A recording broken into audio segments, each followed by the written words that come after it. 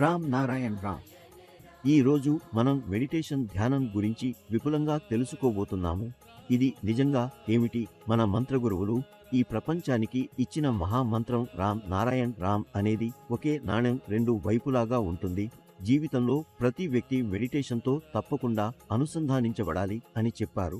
దీని ద్వారా మీ సంక్షేమం సాధించబడుతుంది.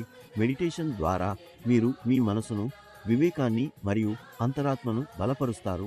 వాటిని మీ నియంత్రణలో ఉంచుకోవడంలో మీకు సామర్థ్యం లభిస్తుంది. అందుకే ప్రతి వ్యక్తి మెడిటేషన్ చేయాలి. మెడిటేషన్ అనేది ఒక రకమైన ధ్వని శక్తి. ఇది మన శరీరంలో ఉండే 50,000 కోట్లు ఆత్మలకు శక్తిని అందిస్తుంది.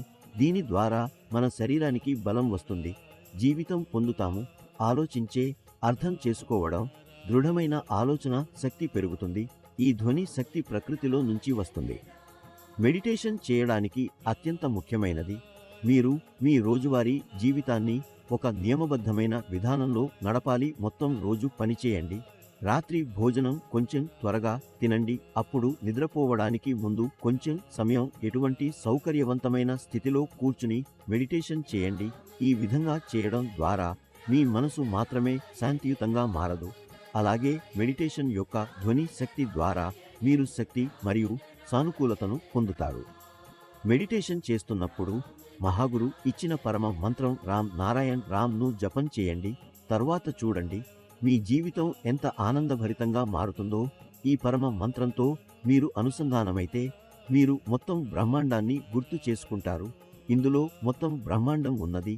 అందుకే రామ్ నారాయణ్ రామ్ జపాన్ని నిరంతరం అందరూ చేయాలి. ఇది పూర్తిగా సమగ్రమైనది. ఈ పరమ మంత్రం మన వివేకాన్ని మరియు చైతన్యాన్ని ప్రేరేపిస్తుంది.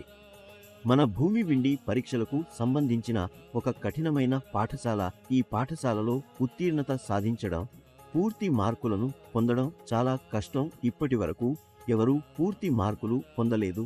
ఇప్పటి వరకు మనం వినియోగించిన ఎలాంటి దేవుళ్ళ లేదా ధర్మాల పేర్లతో వాటిలో ఎవరూ కూడా విండి పరీక్షను ఉత్తీర్ణం చేయలేరు.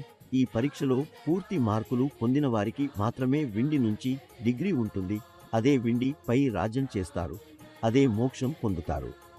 తులసీదాస్ గారు చెప్పారు, కలియుగంలో కేవలం రామ్ పేరు మాత్రమే ఆధారం. మీ బాధలు, రోగాలు, ఆటంకాలు అన్నీ రామ్ పేరు ద్వారా దూరం అవుతాయి. మీ శరీరంలో ప్రతి రోమంలో నిలిచిన రామ్ మాత్రమే నిజమైన రామ్. అదే రామ్ పేరుతో రామ్ నారాయణ్ రామ్ ని జోడించబడింది. ఈ పరమ మంత్రాన్ని మీరు అందరూ జపం చేయండి. తరువాత చూడండి మీ జీవితంలో ఎలా సానుకూల మార్పులు వచ్చిపోతాయో. రామ్ నారాయణ్ రామ్లో ఒక శాంతి శక్తి ఉంది. ఇది మీను శక్తితో నింపుతుంది. మీ కార్యాలను పూర్తి చేయడానికి మీరు సామర్థ్యంగా మారుతారు. ఇది మీరు సృష్టి యొక్క బ్రహ్మ సత్యంతో అనుసంధానిస్తుంది. మనందరి లోని వివేకం మన అంతరాత్మలో ఉంది. ఇది మనకు జీవితం జీవించడానికి సరైన మార్గదర్శకాన్ని అందిస్తుంది. మనం మన వివేకాన్ని వినకపోతే మోక్షం పొందలేము. ప్రతి వ్యక్తి శరీరంలో 50,000 కోట్ల ఆత్మలు ఉంటాయి. మనం ప్రతిరోజు 2 లేదా 3 సార్లు పూటకప్పు భోజనం చేస్తాము. దాంతో మనం తృప్తిని పొందుతాము. కానీ మీరు ఎప్పుడైనా ఆలోచించారా, మనలోని ఆ 50,000 కోట్ల ఆత్మలు ఏమి తినేవో? వీటికి ఆహారం ఇవ్వకపోతే అవి లోపలే చావిపోతాయి.